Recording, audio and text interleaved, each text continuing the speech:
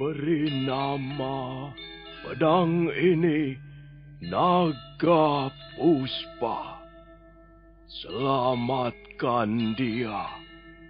Jangan sampai jatuh ke tangan pendekar berwatak jahat.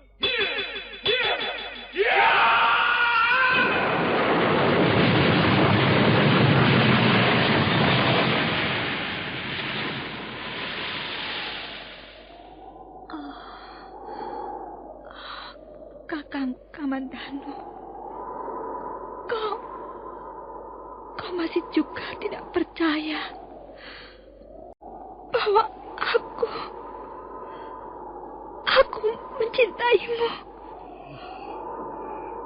Mesin, maafkan aku, Mesin. Mesin. Mesin!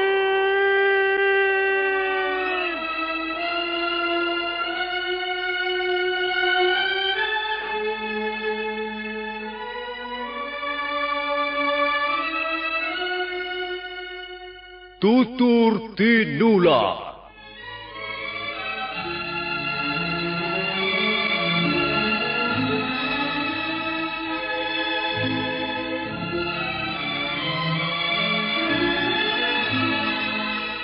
Sebuah sandiwara radio serial, produksi Sanggar Cerita dan Teater Sanggar Prativi. Sebuah kisah dengan latar belakang sejarah runtuhnya Singasari dan berdirinya Kerajaan Majapahit.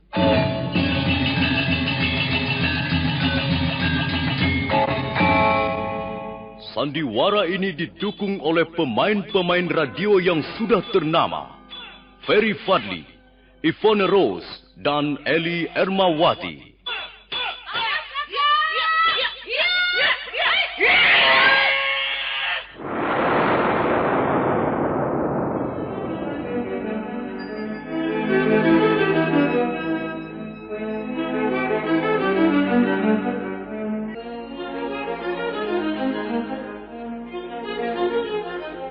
Cerita ini ditulis dan diolah oleh S. Tijab. Hiasan musik dan sutradara C. Ispriyonoka. Kali ini mempersembahkan episode ke-10 dengan judul Pemberontakan Rangga Lawe.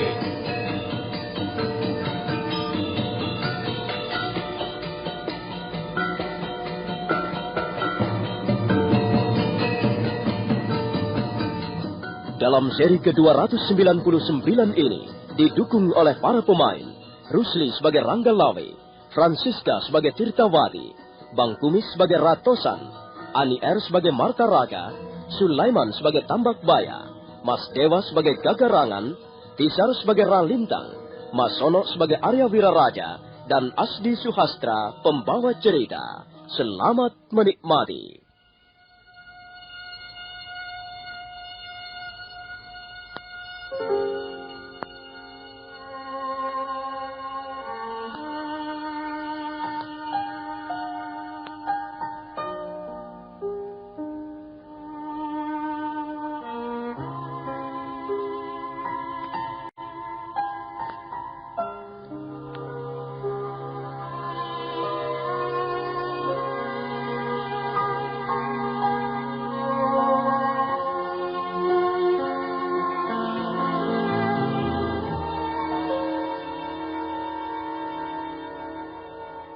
Malam itu, Rangga Lawe masih sempat bercengkrama dengan kedua orang istrinya.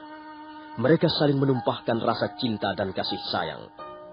Malam terasa indah gemerlapan, penuh kristal-kristal cinta asmara. Pagi harinya, Rangga Lawe minta disediakan air bunga untuk membersihkan diri. Kang Rangga Lawe, mengapa harus mandi keramas dengan air bunga, Kakang? Selama ini aku merasa tubuhku kotor berdebu. Tubuh ini minta dibersihkan, Dinda Tirtawati. Tubuh ini sudah terlalu lama berjalan jauh dan menyebarkan aroma duniawi yang tidak sedap. Karena itu aku ingin mandi air bunga, supaya tubuhku menjadi wangi. Ya, sudahlah Dinda Tirtawati, kerjakanlah. Baiklah, Kakang. Aku akan mengerjakan perintahmu.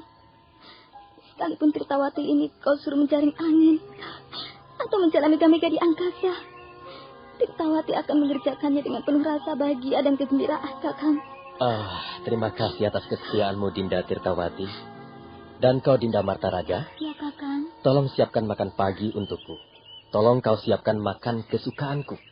Kemudian nanti kita akan mengadakan gembul bujana. Kita akan makan bersama-sama. Baik, Kakang Ranggalawe. Ya, Sama halnya dengan Raginda Tirtawati. Aku pun akan patuh menuruti perintahmu. istri-istriku yang setia. Tirtawati yang cantik dan Martaraga yang rupawan. Tidak percuma rasanya hidupku karena memiliki kalian berdua ini. Terima kasih Tirtawati. Terima kasih Martaraga. Terima kasih. Sang Hyang Widiwasa. Terima kasih karena kau telah memberikan dua perempuan ini untuk menemani hidupku di Mayapada ini. Sementara itu kuda Anjambiani tidak mau jauh dari ayahnya. Begitu Ranggalawe selesai makan, kuda Anjambiani segera naik ke atas pangkuan ayahnya. Wah. Kau sudah bertambah besar, kuda Anjambiani. Pastilah nanti kau menjadi seorang manusia perkasa. Kau harus mewarisi darah pendekar Ranggalawe, ayahmu nak. Kau tidak boleh memperlihatkan sikap-sikap pengecut. Kau mempunyai darah pendekar Tuban. Aku bangga, nak. Aku bangga mempunyai putra seorang laki-laki seperti dirimu. Nah, cepatlah besar, nak. Cepatlah dewasa. Mudah-mudahan Sang Hyang Widiwasa senantiasa memberkatimu. Ketika Ranggalawe tengah memberi nasihat dan petuah-petuah kepada anaknya, terdengar derap seekor kuda mendekat. Martaraga bergegas keluar dari ruangan makan, dan sebentar kemudian dia sudah kembali lagi. Duh, Kakang Ranggalawe. Seorang prajurit melaporkan bahwa teman-teman Kakang sudah datang. Mereka sekarang menunggu di depan istana Tuban, Kakang. Kalau begitu aku harus segera berangkat. Nah, selamat tinggal anakku. Dan kalian istri-istriku. Selamat tinggal. Jagalah diri kalian baik-baik. Dan jagalah kuda Anjambiani anak kita. Selamat jalan, Kakang Ranggalawe. Iya. Selamat jalan, Kakang. Ya.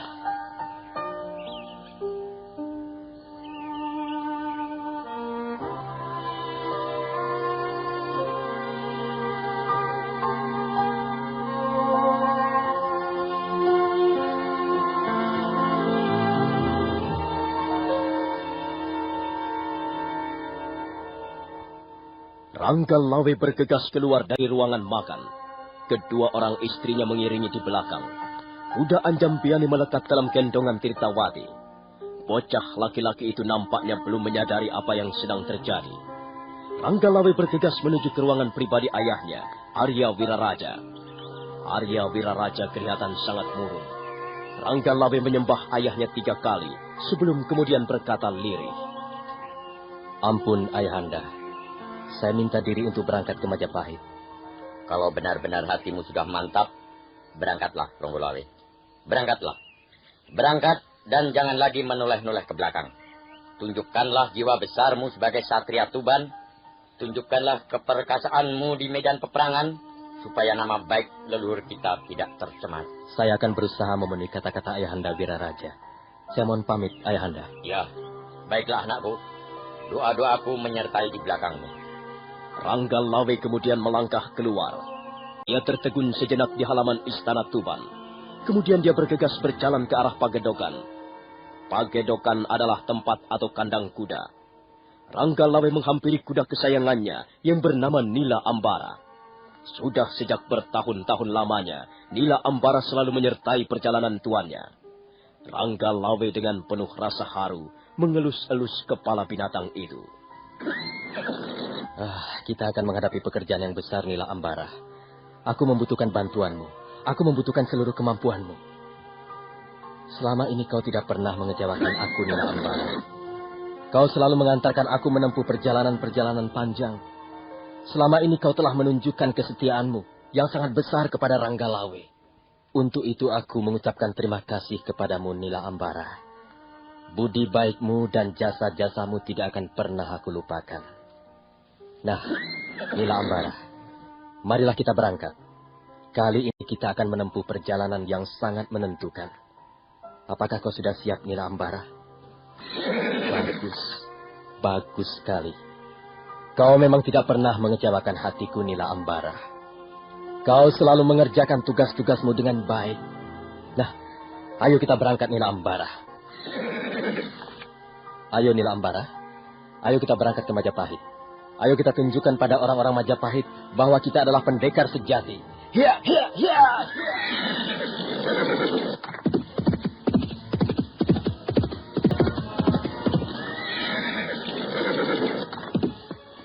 Bagus. Bagus, Ratosan. Kalian ternyata orang-orang yang bisa menepati janji. Maaf, Kakang Ranggalawe. Kami telah terlambat datang. Tidak apa, Ratosan. Kalian hanya terlambat sedikit. Tapi mana yang lain? Aku tidak melihat dua orang saudaramu yang lain. Aku hanya datang bersama Ragelate, Kakang. Ratati dan Ralintang menunggu di Bukit Japan. Baiklah. Kalau begitu nanti kita akan bertemu di sana. Kukira semuanya sudah cukup. Berapa kira-kira jumlah orang yang kau bawa, Ratosan? Aku membawa serta 800 orang anak buahku, Kakang. Sementara Ragelatik membawa 600 orang. Bagus. Kalau semua orang-orang ini nanti sudah terkumpul menjadi satu, kita akan menjelma menjadi sebuah pasukan yang cukup besar jumlahnya. Kukira Majapahit tidak akan bisa dengan mudah untuk mengalahkan kita. Nah, Ratosan, marilah kita berangkat sekarang. Mari, Kakang. Ayo, Ragelatik. Kerahkan orang-orangmu dan kita berangkat sekarang. Ragelatik dan Ratosan segera mengerahkan orang-orangnya. Demikian pula Ranggalawe segera mengerahkan pasukan Tuban yang sudah berjajar rapi di depan istana. Dan sebentar kemudian, mereka terus bergerak meninggalkan gapura istana Tuban. Jumlah mereka seluruhnya tidak kurang dari 2.500 orang. Marta Raga dan Tirtawati mengawasi keberangkatan pasukan Tuban dari atas tangga gapura. Tiba-tiba kuda Anjambiani menangis meronta-ronta. Arya Wiraraja segera mengambil bocah itu dari gendongan Tirtawati. Kuda Anjambiani menjadi tenang kembali dalam dekapan kakeknya. Sudahlah, Tirtawati. Dan kau, Marta Raga. Sudahlah. Suamimu sudah berangkat memenuhi panggilan hidupnya. Kalian tidak perlu bersedih hati lagi. Ayolah, kita kembali ke istana. Baik, Ayahanda. Marta Raga, apalagi yang kau tunggu di situ? Suamimu sudah memilih jalan hidupnya sendiri. Biarkan dia pergi. Ayolah. Kasihan kuda Anjambiani. Kalian berdua sekarang harus memusatkan perhatian untuk merawat bocah ini. Baik. Sementara itu, pasukan Tuban terus bergerak semakin jauh meninggalkan pintu gerbang istana Tuban. Mereka bergerak ke arah selatan. Setelah menyeberangi sungai Brantas, mereka mulai memasuki hutan lebat. Sesaat lamanya mereka menempuh perjalanan di tengah hutan. Menjelang tengah hari, mereka tiba di Bukit Enjungan. Dan benar apa yang dikatakan Ratosan. Ralintang dan Ratati beserta orang-orangnya sudah menunggu di kaki bukit.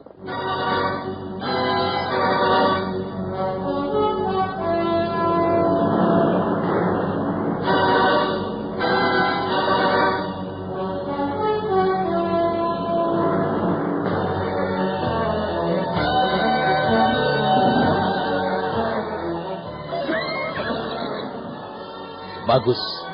Bagus, Ratati. Bagus, Ralintang. Rupanya kalian pun orang-orang yang suka menepati janji. Terima kasih atas kesediaan kalian membantuku. Maaf, Kakang Ranggalawe. Aku hanya bisa mengumpulkan 500 orang anak buahku. Itu sudah lebih dari cukup. Yang penting mereka bukanlah orang-orang penakut. Mereka harus berani bertempur sampai titik darah penghabisan. Lalu berapa orang yang bisa dikumpulkan oleh Ratati? Kakang Ratati juga kurang lebih bisa mengumpulkan 500 orang. Jadi kami semuanya membawa kurang lebih 1.000 orang, Kakang Ratosan. Baiklah. Kukira jumlah kita sudah cukup besar. Ketika mereka tengah berbincang-bincang, mendadak nampak dua orang berkuda mendekat. Debu mengepul beterbangan ketika kuda-kuda itu melintasi jalanan setapak.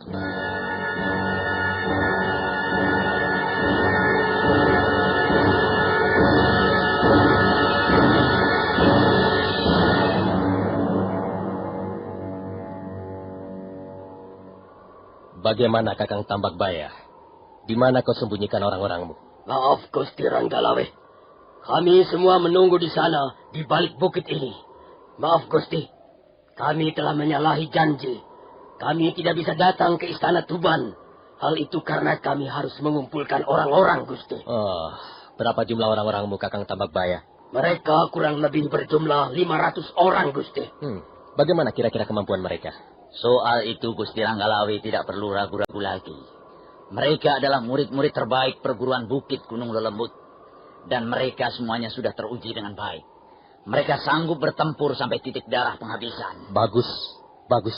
Kalau begitu mari kita berangkat. Ayo Ratusan, Ralintang, kita bergabung dengan murid-murid Kakang Tambakbaya.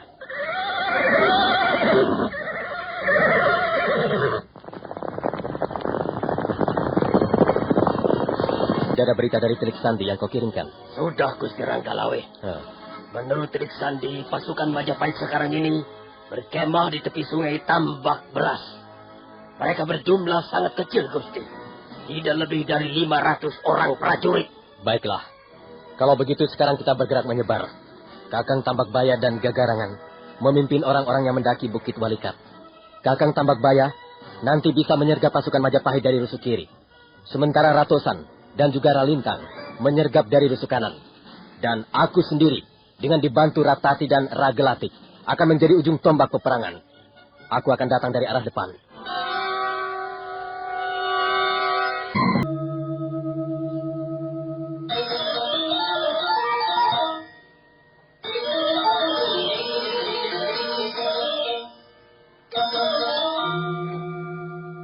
Maka demikianlah, Ranggalawe segera mengatur segala sesuatunya sehubungan dengan rencana penyergapan prajurit-prajurit Majapahit di tepi sungai Tambak Beras. Tambakbaya dan Gagarangan segera mengerahkan orang-orangnya untuk mendaki Bukit Walikat. Dan Ratosan bersama Ralintang bergerak menyusuri tepi hutan. Ranggalawe dengan dibantu Ragelatik dan Ratati kembali memberangkatkan pasukannya menuju ke sungai Tambak Beras.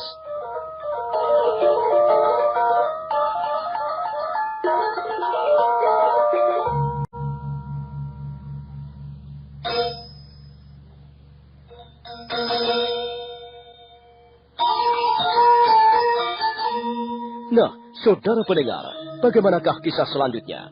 Apa yang akan dialami oleh pasukan Tuban? Silakan menunggu seri berikutnya. Sampai jumpa.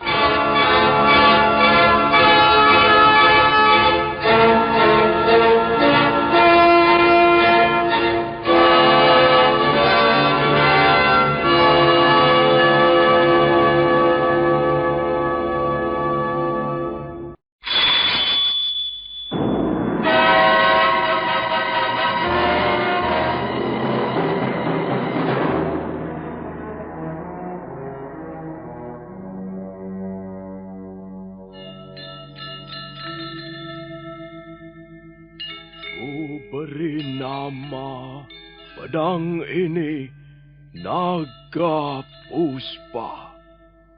Selamatkan dia. Jangan sampai jatuh ke tangan pendekar berwatak jahat.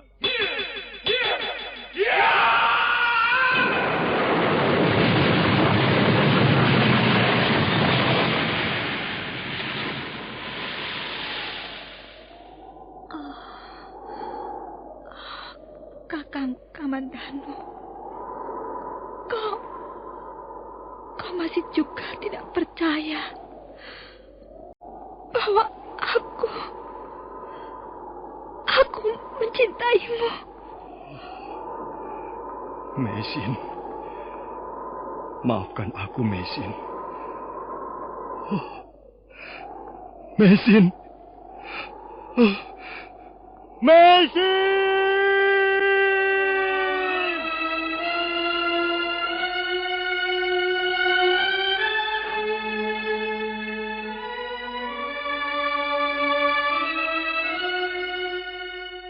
Tutur Tinula.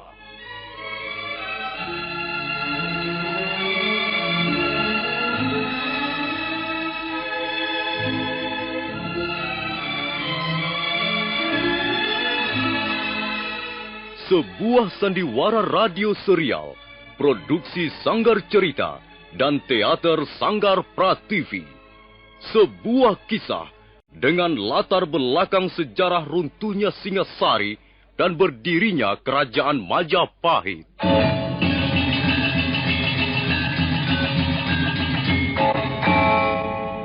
Sandiwara ini didukung oleh pemain-pemain radio yang sudah ternama. Ferry Fadli, Ivone Rose, dan Eli Ermawati.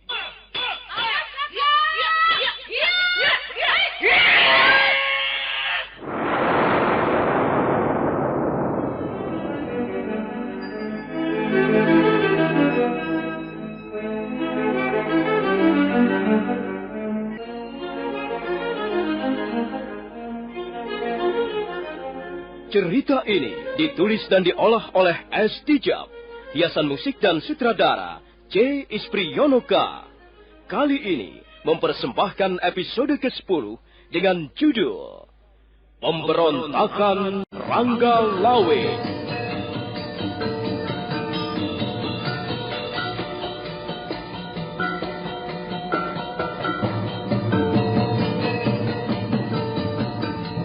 Dalam seri ke-300 ini didukung oleh para pemain Rusli sebagai Ranggalawe, Sulaiman sebagai Tambak Baya, Davidson sebagai Raglatik, Bang Kumis sebagai Ratosan, Kang Iwan sebagai Ki Ageng Palandonga, Ferry Fadli sebagai Arya Kamandanu, Ivone Rose sebagai Sakawuni, Wenda Lubis sebagai Kebo Anabrang, dan Asdi Suhastra pembawa cerita. Selama Ranggalawe membawa pasukannya bergerak meninggalkan Istana Tuban, Ralintang dan Ratosan menyertai di belakang berikut orang-orangnya. Mereka seluruhnya berjumlah kurang lebih 2.000 orang. Setelah tiba di kaki Bukit Walikan, mereka bergabung dengan pasukan Raglatik dan Ratati. Ketika mereka tengah berbincang-bincang di kaki bukit, mendadak Tambak Baya dan Gagarangan datang. Tambak Baya mengatakan bahwa orang-orangnya menunggu di sebelah selatan bukit. Baiklah, kalau begitu marilah kita adakan pembagian tugas. Sekarang ini prajurit-prajurit Majapahit berkemah di tepian sungai Tambak Beras. Kita akan membagi pasukan menjadi 3 bagian. Kakang Tambak Baya dan Gagarangan, kuminta memimpin pasukan yang akan menyerbu dari rusuk kiri. Kemudian Ralintang dan Ratosan memimpin pasukan yang akan menyerbu dari rusuk sebelah kanan. Sementara aku, yang dibantu Raglatik dan Ratati, akan menjadi ujung tombak peperangan. Aku akan datang dari arah depan. Apakah semuanya sudah cukup jelas? Cukup jelas, Gusti. Kalau begitu, Kakang Tambak Baya dan juga Gagarangan bisa berangkat sekarang. Kita semuanya akan bertemu di tepian sungai Tambak Beras. Baik, Gusti. Ayo, Adi Gagarangan. Ya, ya. Berangkat ke Kang Ranggalawe. Ya, silakan Ratosan. Perjalanan mereka seketika terhenti. Pada saat itu, Raglatik datang. Ada orang mengharang di tengah jalan Kakang Ranggalawe. Entahlah, saya tidak tahu apa maksudnya. Apakah dia bukan mata-mata dari Majapahit, Raglatik? Sepertinya bukan, Kakang. Dia hanya seorang diri saja. Dan tampaknya usianya sudah tua. Setan alas. Apa maksudnya orang itu berani menghadang perjalanan kita? Ayo, Raglatik, antarkan aku menemui orang itu. Mari, Kakang. Wajah Ranggalawe.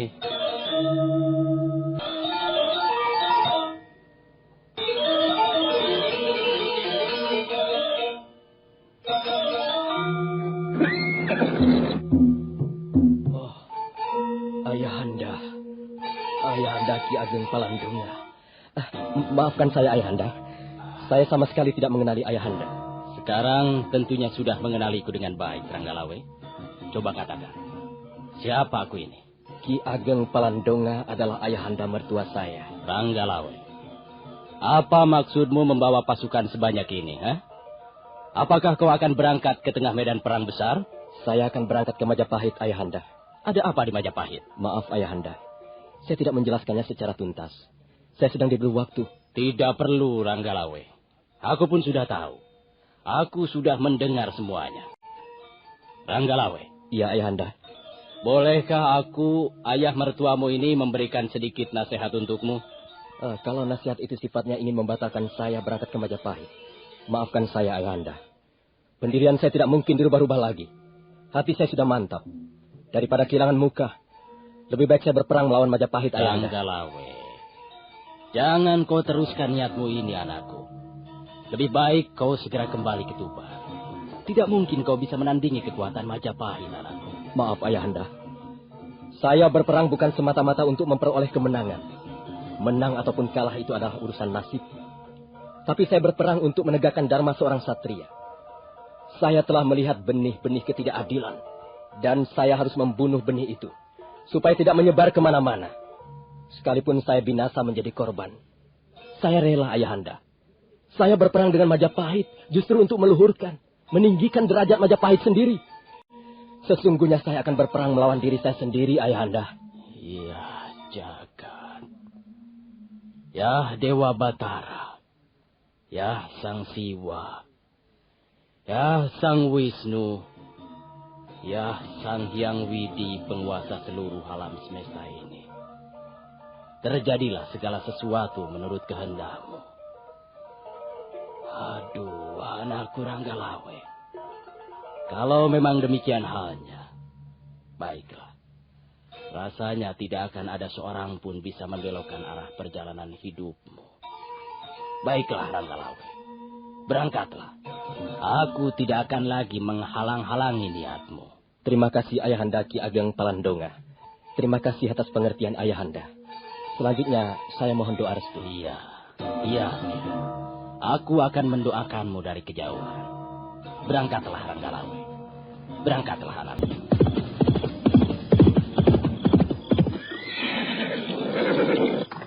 Ada apa, Sakauni? Seorang prajurit melaporkan bahwa pasukan Tuban sudah bergerak menuju ke Sungai Tambak Beras, Kamandanu. Jadi Kakang Ranggalawe benar-benar ingin memberontak terhadap Majapahit. Kukira begitu, Kamandanu. Kukira sebentar lagi perang saudara tidak akan bisa dihindarkan. Aku sangat menyesalkan kejadian ini. Perang saudara seperti ini hanya akan merugikan kita semua. Tapi kenyataannya seperti ini, Kamandanu. Kita tidak mungkin berpaling dari kenyataan. Ya, baiklah. Sekalipun Kakang Ranggalawe adalah sahabat kita yang terbaik. Tapi karena dia hendak merongrong pemerintah Majapahit, kita tidak bisa berbuat lain, Sakauni. Kita harus menjadi prajurit-prajurit yang baik. Aku sependapat denganmu, Kamandanu. Mudah-mudahan saja kita tidak salah memilih. Iya, mudah-mudahan saja kita tidak salah jalan. Kalau begitu, marilah kita menemui Adi Kebo Anabrang. Kita minta pendapatnya.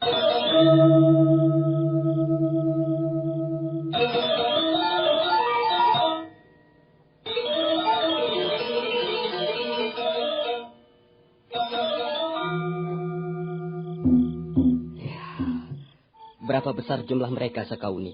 Jumlahnya cukup besar juga, Adi Kebo Anabrang.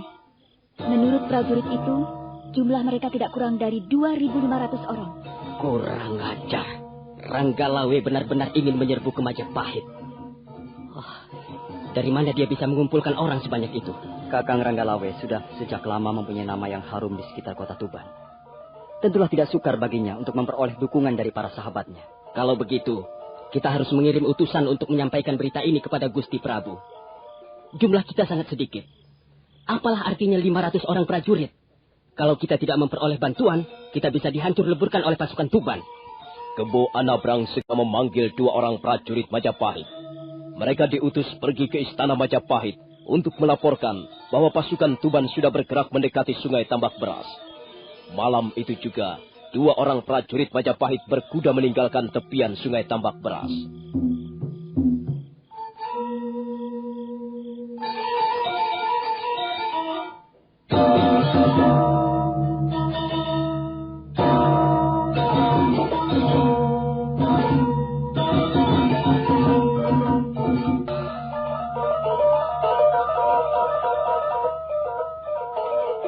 Sementara itu, Ranggalawe dan pasukannya berkemah tidak jauh dari tepian Sungai Tambak Beras.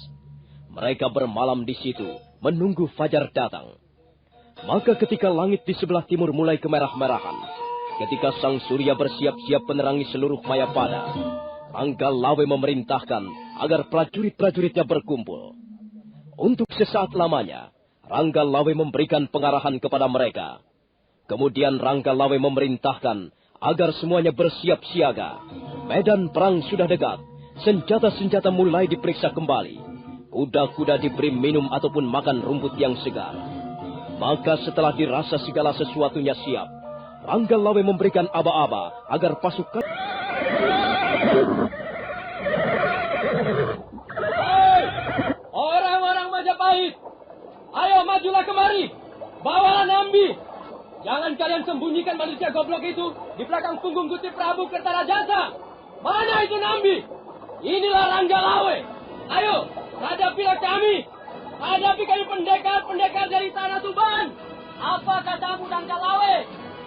Majulah kemari kalau berani. Tuban adalah tempat di mana tinggal sekelompok para penakut. Ayo, aku tunggu di sini, Ranggalawe. Jangan hanya pandai sesumpah dari kejauhan. Majulah, hadapi Kebo Anabrang. Hati-hati Kakang Ranggalawe. Mereka sengaja membuat panas hati kita.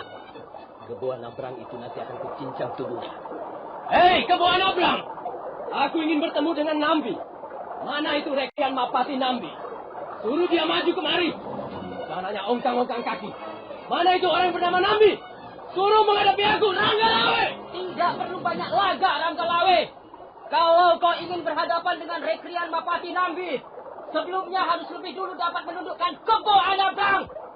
Langkahi dulu mayat Kebo Anabrang.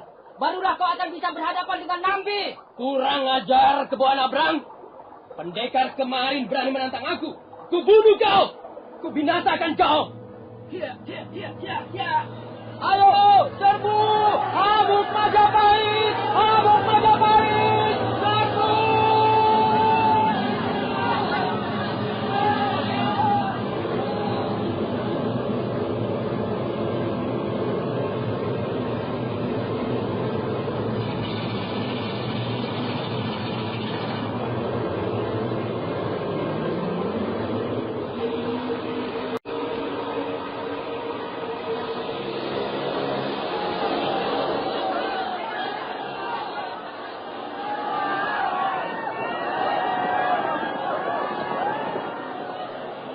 Pertempuran sengit pun segera terjadi. Prajurit-prajurit Tuban di bawah pimpinan Ranggalawe, Ratati dan Ragelatik mengamuk bagaikan banteng-banteng ketaton. Pasukan Majapahit dibuat kerepotan, dan mereka semakin lama semakin terdesak. Pasukan Tuban bertarung bagaikan orang-orang gila.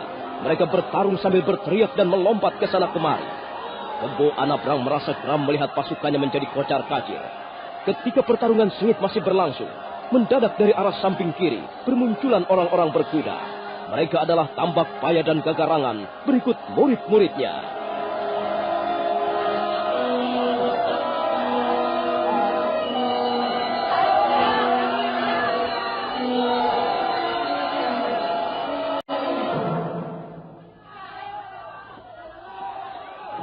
Kebo Anabrang terkejut bukan main. Demikian pula Arya Kamandanu dan Sakawuni. Mereka sama sekali tidak mengira bahwa prajurit-prajuritnya akan dipokong dari belakang. Tapi belum sampai hilang rasa terkejutnya, mendadak dari samping kanan juga bermunculan orang-orang berkuda. Mereka adalah Ralintang, Ratosan dan para pengikutnya.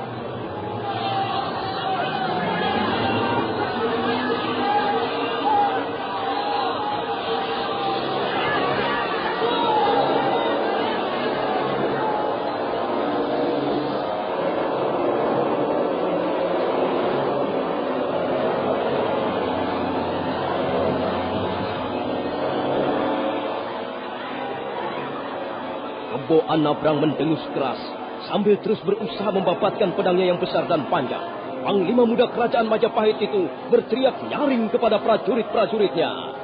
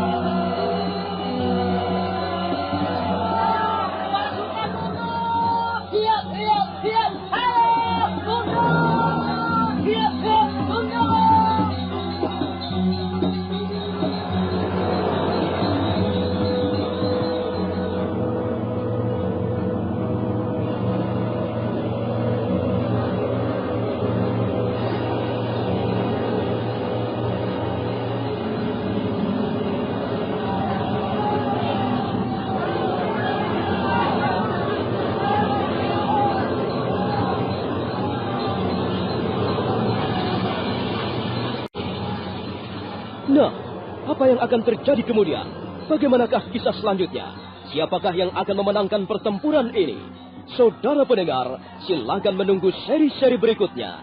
Tutur tinular dalam episode yang akan datang, episode ke-11.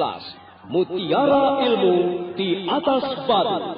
Sampai jumpa.